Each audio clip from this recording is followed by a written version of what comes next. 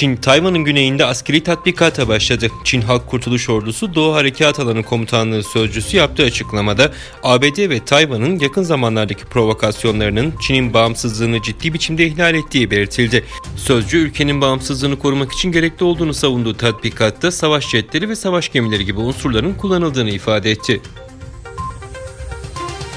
ABD Dışişleri Bakanlığı Sözcüsü pazartesi günü yaptığı açıklamada halkının temel haklarını koruyan, teröristleri barındırmayan ve nüfusunun yarısı olan kadın ve kız çocuklarının temel hakları da dahil olmak üzere halkının temel haklarını koruyan geleceğin Afgan hükümeti birlikte çalışabileceğimiz bir hükümet olur dedi.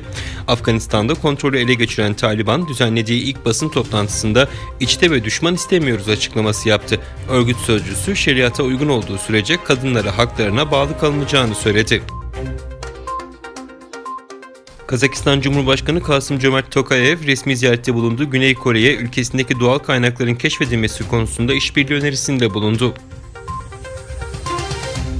Facebook terör örgütü olarak gördüğü Taliban'a ait hesaplar ve Taliban'ı destekleyen içerikleri yasakladığını açıkladı. Söz konusu karar Instagram ve WhatsApp için de geçerli.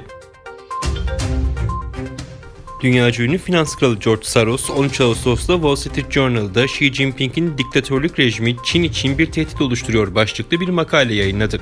George Soros'un makalesinde Xi Jinping rejimindeki iç gerilimlerin çoğunun komünist rejimin bütünlüğünü ve etkinliğini büyük ölçüde yitirdiğini, bu tür iç gerilimlerin ABD ve Çin arasındaki çatışmaların devam ettiği dönemlerde daha çok görüldüğünü aktardı. Dışişleri Bakanı Mevlüt Çavuşoğlu, Taliban'ın bu gelişmeyle Kabil'e girerek ülke yönetimini de facto olarak ele geçirdiğini kaydetti. Çavuşoğlu açıklamasında şu ana kadar Taliban'ın verdiği mesajları da olumlu karşıladığımızı söylemek isteriz. Umarım eylemlerde de bunu görürüz. Biz Türkiye olarak kardeş Afganistan'ın ekonomik kalkınmasını, istikrarını, barışını ve huzurunu desteklemeye devam edeceğiz ifadelerini kullandı. Türkiye Cumhuriyet Merkez Bankası, Özbekistan Cumhuriyet Merkez Bankası ile iki ülke arasında merkez bankacılığı ile ilgili konularda işbirliğinin geliştirilmesine yönelik mutabakat zaptı imzaladı.